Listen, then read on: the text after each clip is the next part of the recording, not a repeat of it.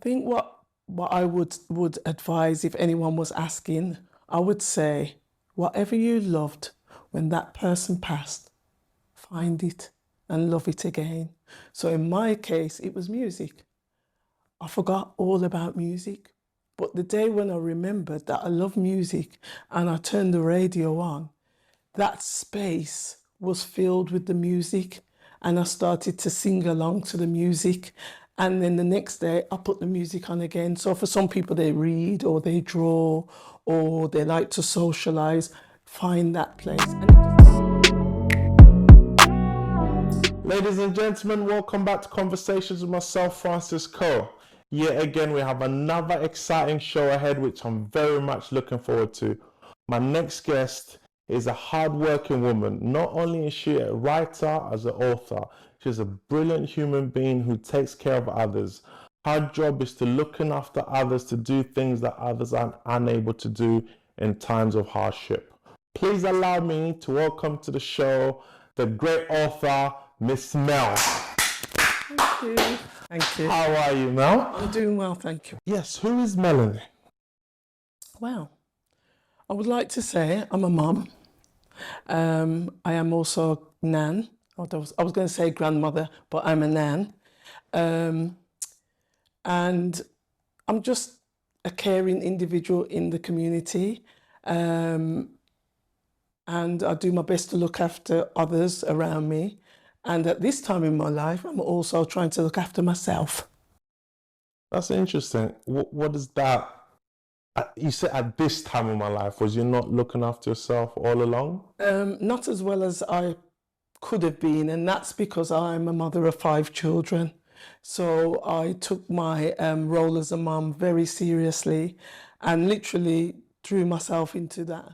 So I was looking after myself, but not sort of taking time out for myself because I didn't have time.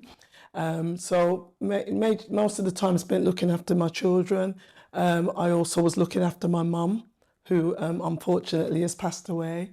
So as I said, at this time of my life, I am now trying to look after myself better. My condolences for your loss. You say you was looking after your children. Looking back at it, is that a good thing? Is it a bad thing? Or do you wish you would have found a balance? What advice would you give to other mothers out there who are going through what you went through? I think, to be honest, a balance would have been a positive. But what happens is, I think when you become a mum, there's not that much of a balance because you literally put your children first, foremost, and you're not even looking to the view that they will grow up. You're just looking to the view that every day you have a role to play. Your job is to care, love and nurture your children, and that's what you do. But then you get to the time in your life when they're grown and you have to stop and look at yourself and think, oh, it's time for me now, which means you're still looking after them, but in a different way. So I think that's where I'm at now. Wow. And your career is very interesting, what you do for a living. Was that, because you explain what you do, then I'm going to ask the question I want to ask in terms of you looking after others. Okay, my first role is a wellbeing bereavement support officer, which means that I look after people who are carers and cared for their loved one and then the loved one has passed away. So my role is to befriend them, support them, actually help them to care better for themselves because they were caring for others, same as I was caring for others, and sometimes didn't find the time or the space or even have the energy to look after themselves. So my role is sometimes to handhold them. Sometimes it's just listening to them. Sometimes it's just going out to have a coffee with them, but literally to be a friend to them in their hour of need. How hard is that? Because as humans, they said the very second we're born, we carry our death with us. That's, as humans, that's the one thing we know that's guaranteed. A time is going to come, but we don't prepare for it. So in your line of work, how hard is it when you look and caring for this, supporting these people who lost loved ones? And I'm assuming in most cases, they're known that they're going to lose their loved one. but yet still when it happens, it's still a shock. How hard is that for you when you're caring for them? I don't know if I find it that difficult. I feel that when I tell people what I do, they start thinking, wow, it's bereavement. But I feel like that empathetical nature kicks in, and that's what I utilize to support people. So we don't talk about death all the time, but if they want to talk about death, we do. We almost create a friendship. It's like being a friend to that person. So, as I said, it could be weekly telephone calls, it could be invitations to an art gallery, it could be, they want to go and visit a friend and if they need someone to go with them. So it's literally a friendship. But obviously, the view is to support them through their bereavement. So if they're in that dark place, they don't want to come out, then I would probably offer to call them, but not sort of overdo it, you know what I mean? Sort of like, not every week, because sometimes people don't want to speak to you. But what I always say to them, if I call and you don't want to speak, don't answer the phone. Call me when you want to call with me. If you don't want to call me, text me. Sometimes they don't want to speak at all, and it's weeks I don't speak to them, but I always call them and send them a text message so they know that I'm still there. So if we then transfer it to you, because I think I'm only asking, this is going to be a personal question, because I think the more we prepared, because even, for example, I was speaking to someone who works as a undertaker. When he told me the prices to bury someone, I was almost in shock. But we don't prepare from this. I think this is a conversation that is had once you lose someone. Then you gravitate and you go search for them. I think if we can have these conversations before we lose people, and I can understand why we don't have these conversations, because we, as humans, we don't want to plan for the worst. So for you, when your mum passed away, how did you deal with it, and how difficult was it on you? When I lost my mum, I found it very, very difficult. Just because my mum had been unwell and she'd become unwell and she'd go into hospital and she'd come home. So our view was my mum was going to come home. So that's initial shock, which many people have gone through. We actually went through that. I think the most difficult point for me was not accepting that my mum had passed. And I think that's what made the grieving so much more difficult. And I think that happens to a lot of people. We don't want to accept it. We want to tell ourselves it's not happening. And I did all of that. I love music. I didn't listen to any music. I didn't want to see anyone. All of those things that are just natural occurrences. But I think the day when I recognised that my mum's not going to come back, she has passed on. And what happened to me, I had a dream. A lot of Jamaican people, we always say, such and such did dream me, but I didn't get a dream. And I was like, where's this dream? I was really like waiting. Anyway, I didn't get the dream. And then I think when I forgot about the dream, I did get the dream. And I had a dream, and I remember the dream was me and my mum sitting in my Zafira. I had a Zafira, and she was hugging me in the car. And I remember in the dream she said, let me go. And I remember saying to her, I'm not ready for you to go. And she said, let me go. And literally, I woke up and it was almost like a new dawn, new day. Your mum has gone. You've got to let her go.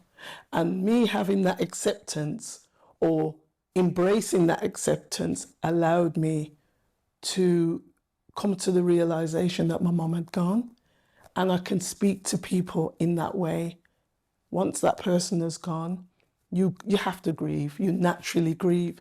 But within that grieving, you look after yourself. Eat, drink, have a wash, get out of bed, go for a walk. All of these things are fundamental steps to heal from the fact that that person has gone. That doesn't mean, you don't think about them. Of course you do. But you're looking after yourself. You're grieving well. Wow. So would you say because you are trained in that field, so it was easier for you to recognize all those steps, or was that out the window because it's you now, it's your mom, you don't There want to was let her no training go? because what happened, I got the job after my mom had passed. So my friends were worried. They were like, Mel, you're grieving yourself. You know, how are you going to look after people that are grieving? But in a way, it's helped with my healing because I'm giving to those who are in the place where I was. And you can have a genuine conversation because you understand, and there's that invisible connection that's stronger between you and that person. That's right. And the genuine, because this is what people need.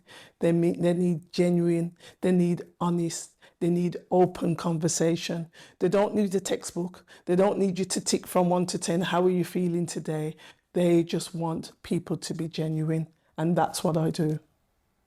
How can one, you said get up, wash, go for a walk, eat. How can one, when they're feeling, obviously you lost a loved one, the world is dark, how can one force themselves to go up and push and attack the world? Because if we could speak to the ones that we've lost, they will say, go live your life. Like your mom came in your form of the dream, let me go. But we don't see it at the time. What steps can we take towards that?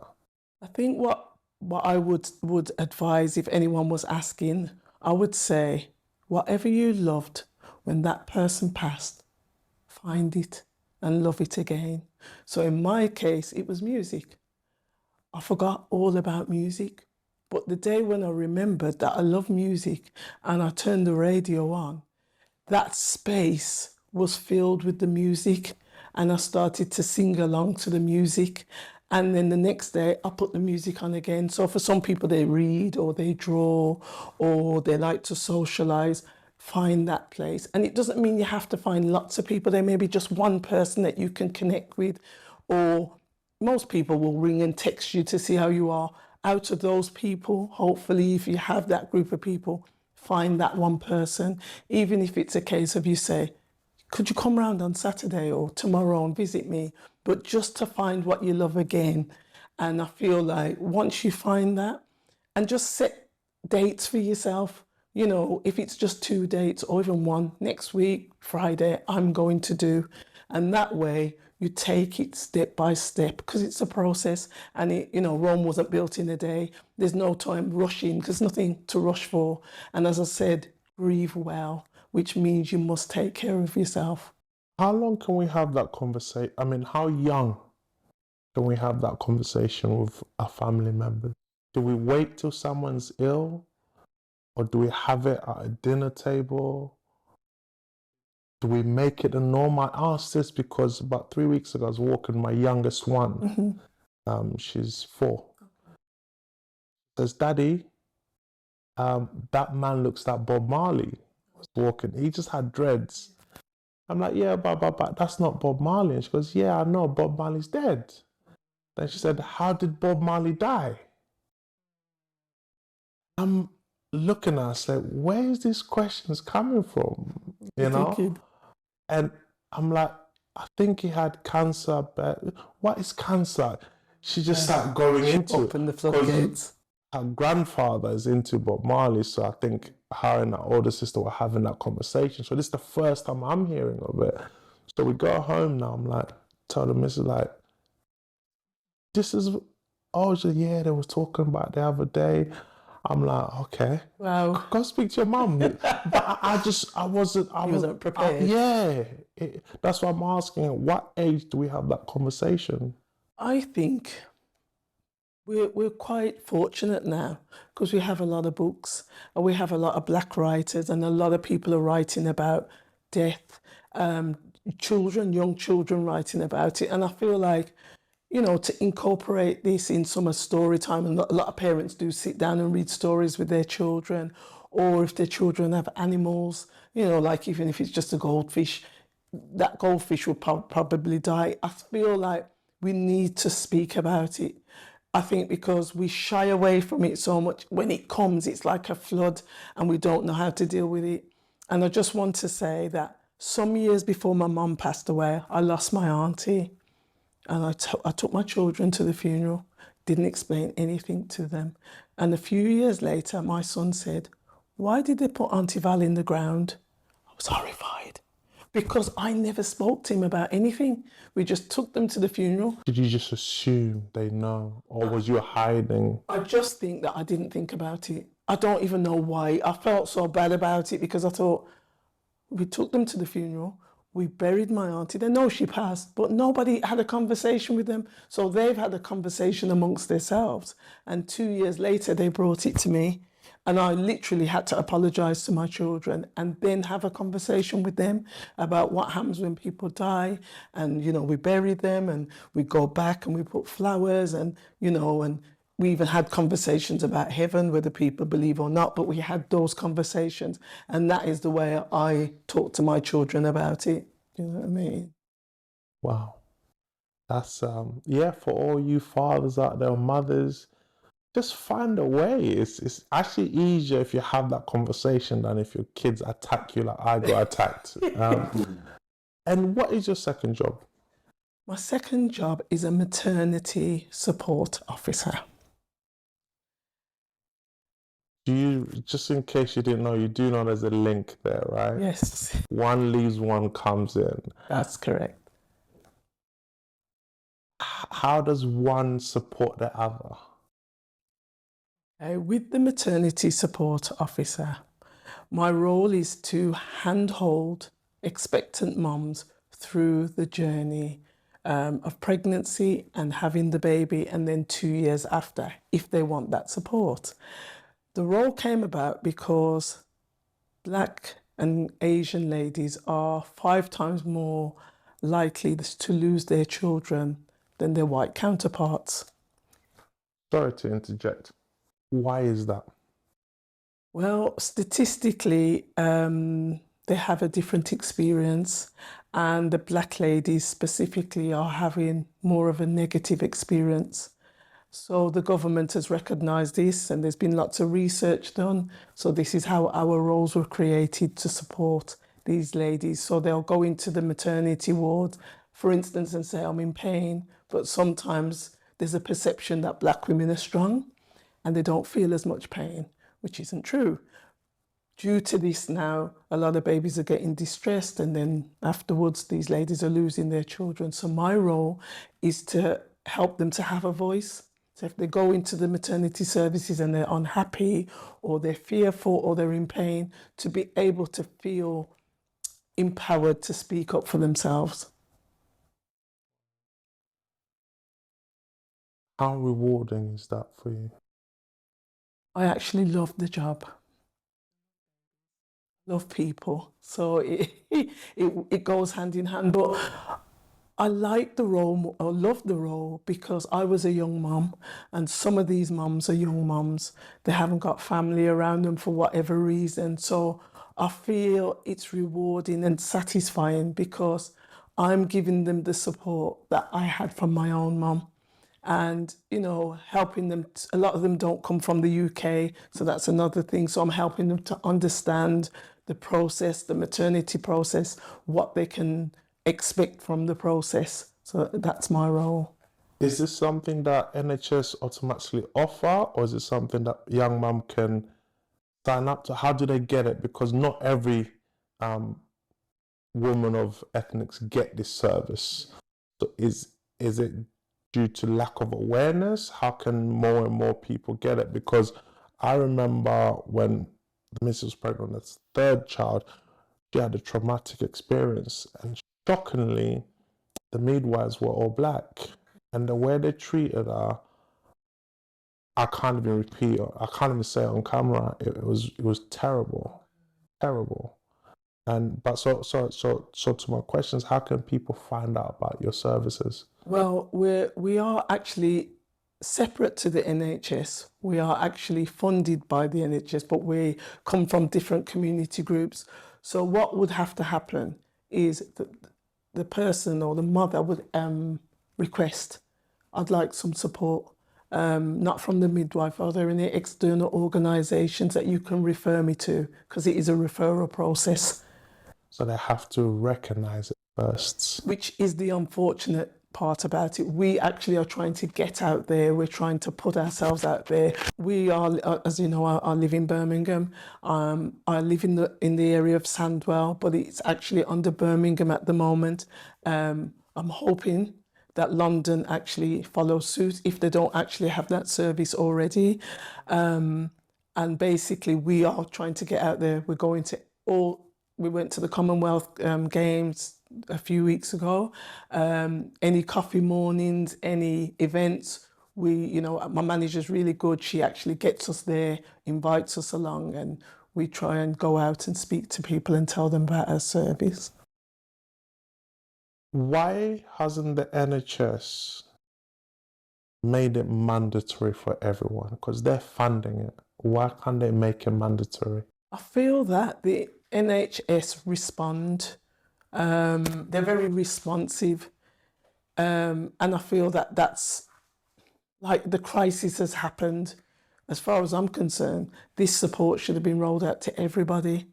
And then it would sort of be a part of the journey. So you go to the maternity services to register, and then you get a maternity support worker. But that has not been the case. I don't know if it's due to funding. I know there's an organisation, I think they're a London-based organisation called 5 Times More, and they have actually done some research, and I don't know about the funding, but they've done some research and they've done some training to educate practitioners like myself.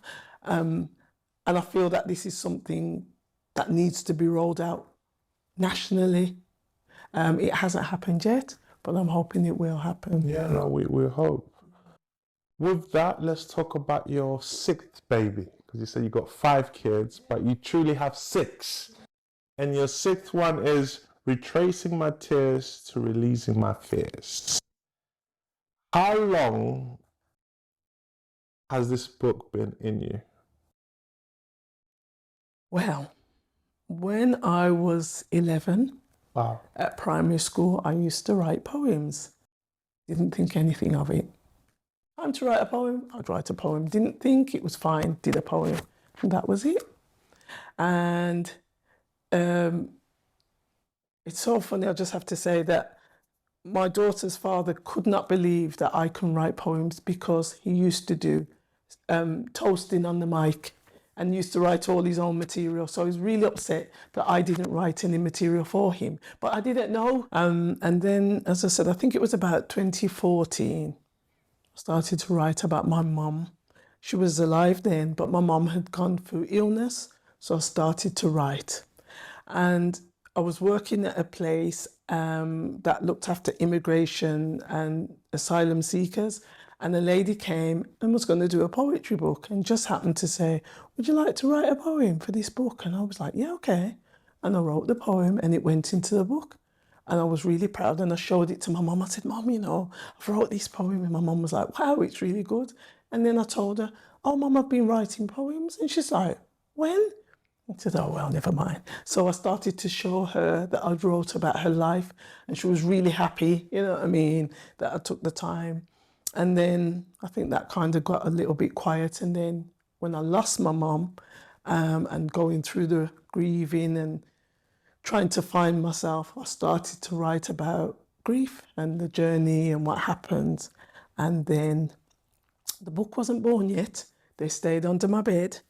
And this lady that I met, or I'd met previously, she was a social worker. But then when I met her again, she was a publisher. Like, wow. So I happened to say, oh, I write poems. And she was like, could I have a look at them? And I said, yeah. So she read a few and she said, oh, they're really good. Would you like to do a book? And then we literally started to talk and so on and so forth. And your favourite poem? Do you have a favourite? Let's hear it. Angels disguised as friends.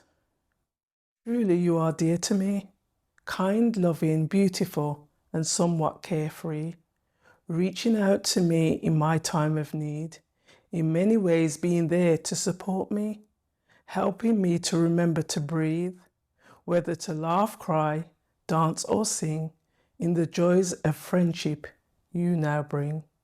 My angels are disguised as friends. As we go in life on our sweet way, things befall us on a day-to-day. We grumble, we cry, we worry and we fret, and we forget to recall that our Creator has not left us yet. He sent an angel to surround us in need. He does it out of love for us. Yes, indeed. My angels are disguised as friends. So at times when I'm feeling blue, I must remember he only sends a few, and realize that he sent to me wonderful friends like you.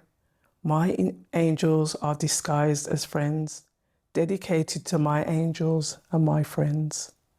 Oh, you're an angel. Can you be my friend? There's a sad statistics about poets. They say that poets have a shorter life expectancy than any other profession. Yeah, it's Malcolm Gladwell said it in a book called his new book called Talking Strangers, and he said the reason being because when you guys write poetry, you go to the deepest, darkest sides in not everyone. Most poets they have to go deep within and they uncover things that the mind suppressed years and years ago. So when those things come out, most poets can't take the pressure and they commit suicide. Oh. So I agree with that, because sometimes my brain, I think about things like, for instance, I could just look at that picture on the wall and I literally could write a poem about it. Sometimes I look on Instagram and I just see people's pictures and I just write a poem and I send it to them. wow. Ladies and gentlemen, I'm still in receiving my poem sent to her by It's me, coming, you know? it's coming, Francis, it's coming. How therapeutic is writing? For me, oh my gosh, Francis, I write a lot. In 2019, just on my laptop, not the pieces of paper, the envelopes, the post-it notes, but just on my computer, I wrote 370 poems. So for me, it is very therapeutic. It's almost like obsessive, because I can wake up, this is serious now, haven't brushed my teeth, haven't washed my face, but I'm writing a poem. Because you have to capture it in that moment. I have to, because it's gone. It's like a dream. Yeah, it's serious. I can be in the shower and I literally have to get out, get a towel, write it down, because I don't want to, because if it's something so poignant, I don't want to lose it. So I only have to write the first 2 lines and then I'm good. I'm going to invent a pen and paper that can work in the shower. Oh, wow. So you can just attach it in the shower. And then when the poem you'll be rich. we could call it the Melonie pad. Definitely. No, that because they say everyone has a book in them. How true is that? I don't 100% know, because I've heard a lot of people say that. I just feel like if a person thinks there is a book in them, go for it. Just try, because there's so many things we can do. You know, as we know, we don't use all of our brain. So if we did use the whole of our brain, what exactly could we create? So I don't know, but I think if you feel that's there, pen and paper, envelope, post-it note, receipt, just write. I won't disclose your age. How do you stay young? Wow. I think part of my being and how I am comes down to my children and my love for children. And how I think now is I've always thought, I love children. You know, I'm driving on the street and I see young, groups, or people want to call them, they're just groups of children. And I just feel happy. So that's always been a part of me. And although I'm a mum of 5, I hang out with 6. Oh yeah, 6. Yeah, so I hang out with my children in the sense of, we have conversations, they're all into their phones, but I say sometimes just put down the phone, have a chat. We talk about life, we talk about what Black people are going through. We talk about them in the workplace, what they want to do with their future. And not because they're grown do I feel like there's a cut-off point. They are an extension of me. And I don't know if that's why, I don't succumb to age, so to speak. I just live, and I'm natural. I like the natural things of life. I like to connect with people like I've connected with you, Francis. It's a clean, open, chilled approach to life. And your eating habits, what do you eat? Apart from when you're having dumplings for breakfast in the morning? Well, they say that one bad meal won't make you unhealthy. I think I've always been a person that I like sweet things, but I've always known that sugar's not good for me. I am now pre-diabetic, so that helped with the lessening of sugar. But as I've gotten older, I like the taste of vegetables. I never did like vegetables at all, but I do now. And I like the fact that, a lot of people are looking at the way they consume meat and fish because it's not as healthy as we possibly were told somewhere along the line. So I do eat meat and fish, but I eat it in moderation, you know what I mean? And, just try and have more natural things, herbal teas, things like that. Everybody who knows me knows I love hot chocolate. I don't know if that's ever going to stop, but yeah, I love hot chocolate. Amazing. But I do try and have Surrey tea, which is what Jamaican people drink. It tastes horrible, but apparently it cleanses your blood. So I tell myself it cleanses my blood while I'm struggling to drink it. But yeah, I try and have more natural fruit, a great thing that we hear about a lot. We've been hearing about it all our life and we didn't care. Sea moss. All of our lives didn't like it, but now I have sea moss in my life. And, just trying to look at, now to be healthier than I have done. We're going to go back to your first job, because I think in the world that we live in now, we almost forget the meaning of life. We're chasing things where in that moment deem them to be important. But 6 months later, we don't even forget we were stressed or chasing that. When you're looking after the people once they lose their loved ones, is there a common theme what they say, wish they did? They wish they had more time with that person. And I think it's something that we all do. We, sometimes we'd say, oh, I thought of that person. And we didn't ring them or we didn't go and visit them. And that is something I try to do. I wouldn't say I'm 100% brilliant at it, but if I think of someone, I will call or send them a text because we have technology and we rely on it a lot, much more than we should do. Like we don't just go and knock people's doors anymore. We used to do that a lot. And I feel like the people I work with, they're more, they're more feeling like they didn't do enough. But then I ask them things like, where did you go on holiday? Or did you go to the theatre and things like that? And they would and most of the times they say yes. And I would say, well, you shared that special time. You didn't know it was a special time because you didn't know that person was going to pass, but you have the memories. And this is what I always say, the memories are important.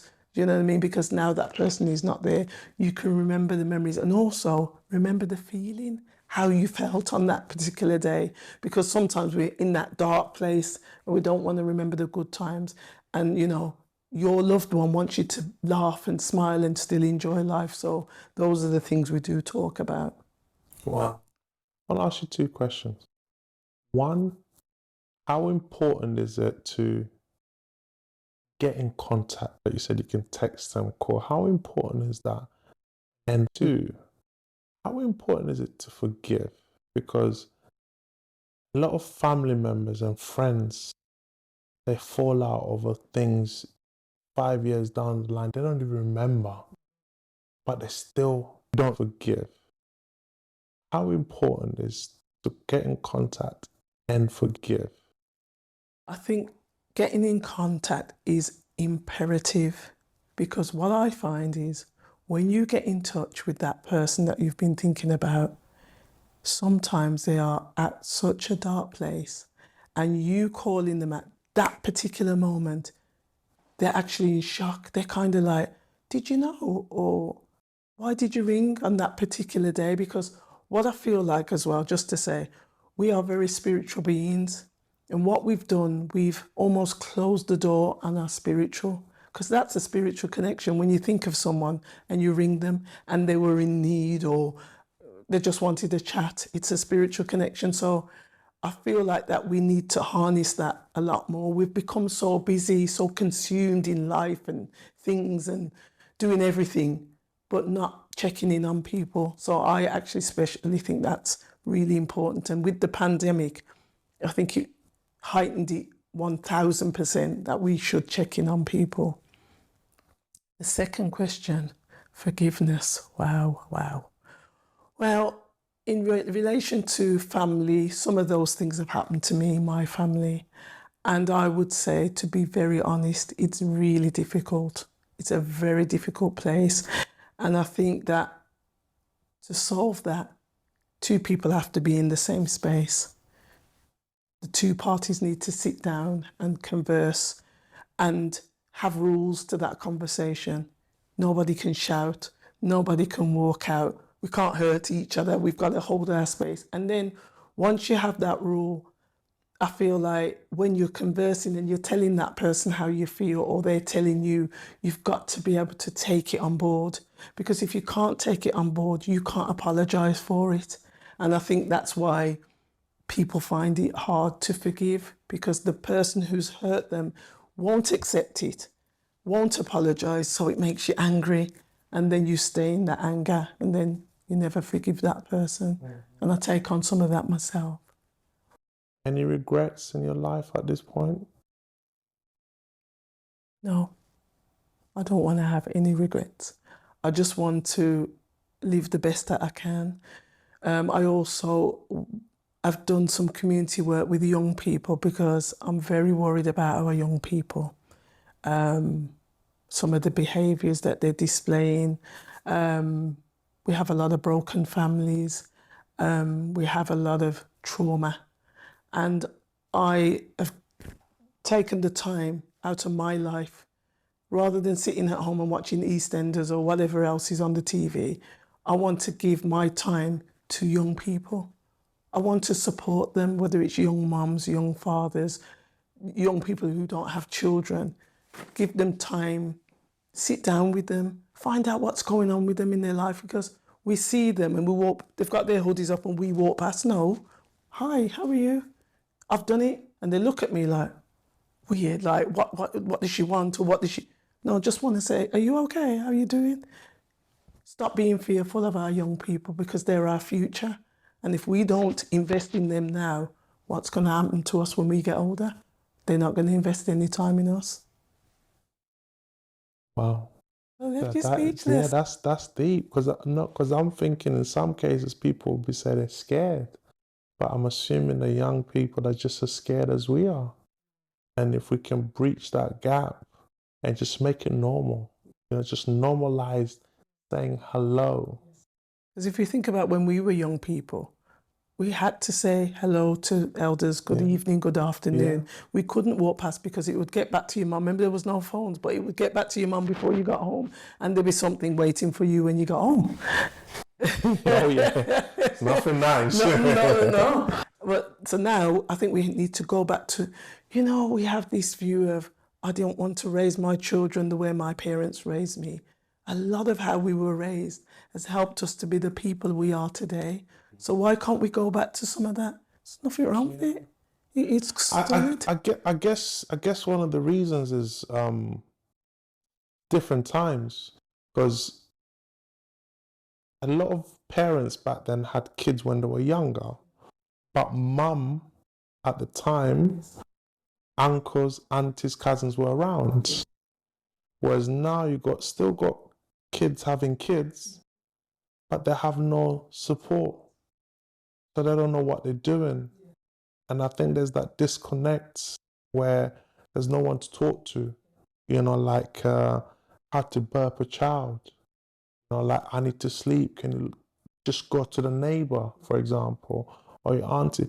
But there's some, I mean, you deal with it on a day-to-day basis. I think that's a complex issue, but there's a saying that's so true. It takes a village. You know, it takes a village. And I think, as you're saying, if we could just go back to saying hello, hello, hello, and as time comes on, the village comes closer and closer and more powerful again.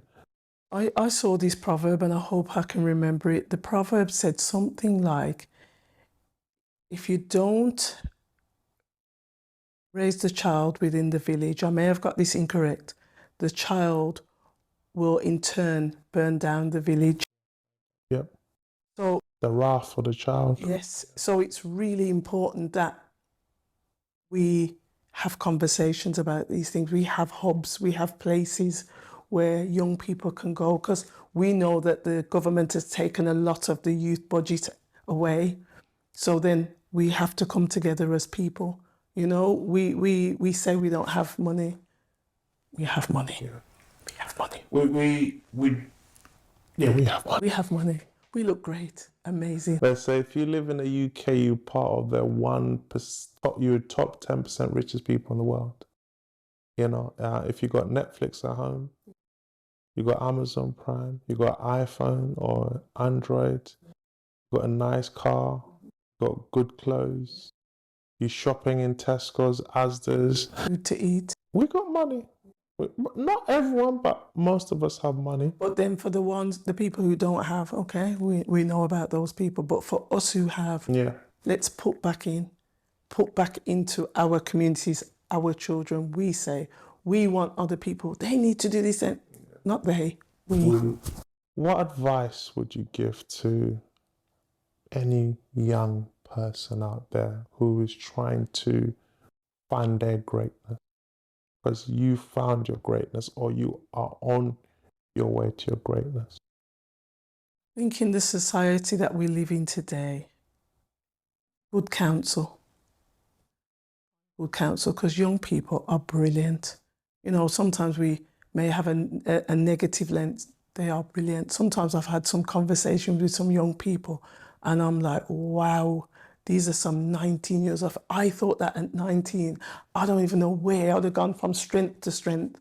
So find good counsel. If it's not good counsel amongst your peers, there's other people, from people in your family.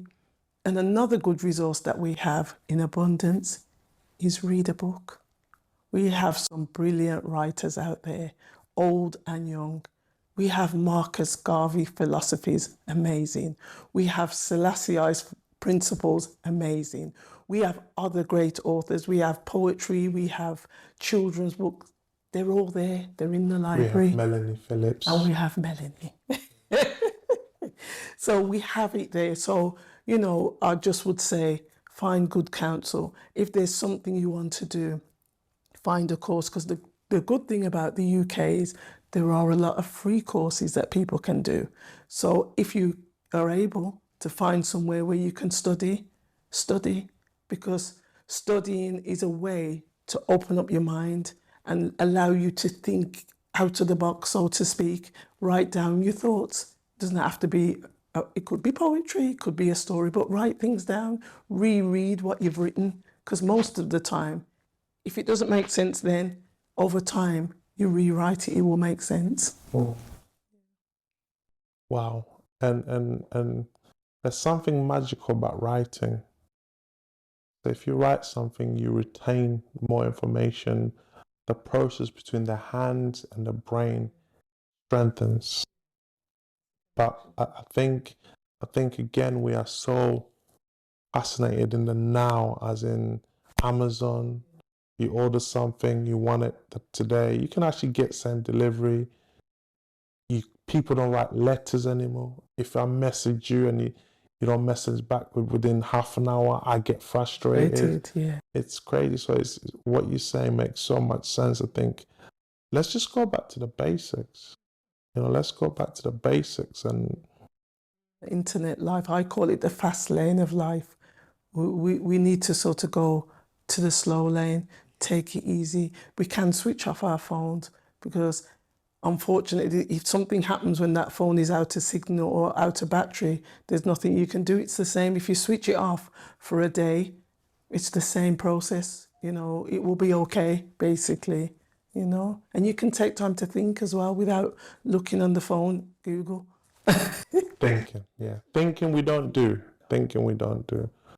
With that said, Melonie, what we do here is the guests close the show. That's your camera. Look in there, close it anyhow you want. You can read a poem, you can say a prayer, you can give more advice, you can sing for us, whatever you want to do, it's all yours. Oh gosh, no. I would like to read a poem. One is called You Closed Your Eyes. You close your eyes. So I'm going to read this. I wrote this when my mum passed away. You closed your eyes and left this earth.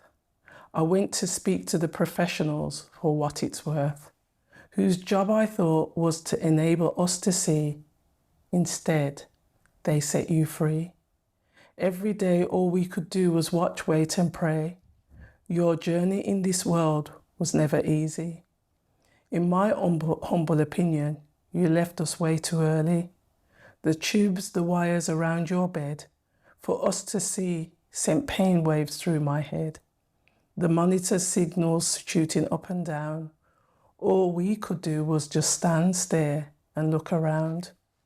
Watching you there, I imagined peacefully asleep, but at the time, most definitely, to all-out defeat. The sight to see sending shockwaves through my head, for you were preparing for your road ahead. We carry this burden, a heavy load. If only I'd known you were going home and leaving us here all alone. I would have kissed you and hugged you much more, told you I loved you much more than before. I would have bid you a beautiful good night and said, Mum, have a safe, smooth and peaceful flight. With love. Wow. As soon as we finish here, as soon as you leave, I'm going to call my mum, just say hello. Wow. Before we wrap up, tell us the journey this book's had on Amazon. It's done quite well. Quite well. She's being modest, ladies and gentlemen. It's sold well in the UK and in the USA. I have family in the USA, so yeah, they helped along the way. Told their friends and family about it. But I'm impressed because I wrote it. I know it's probably naughty, but I didn't write it to become a millionaire. I know that's a bit naughty, but I didn't. I just wrote it because I thought I want to help people who are going through grief and have all of these emotions and feelings, and some of it or many of them feelings are written in this book. So I'm very pleased. I do need to do some more work on it, definitely. But with a full-time job, children, grandchildren, and no dog, it's difficult. So I'm going to get onto it. So I'm going to do more work and promote it more. I've sent it to a prison, a Birmingham prison. I called them and I asked them if I could send it, and they said yes. They would read it first. They read it and they've purchased some, so it's in the prison service, and I want it to be rolled out because people in prison also grieve. People in mental health. I'm also going to visit a Birmingham mental health provider and give them some books for people who are going through, episodes in their life, and hopefully may be able to help somebody. Wow. Ladies and gentlemen, there you have it. A person can do so much giving back even in the times where she needs more love than anyone else. Imagine what you can do.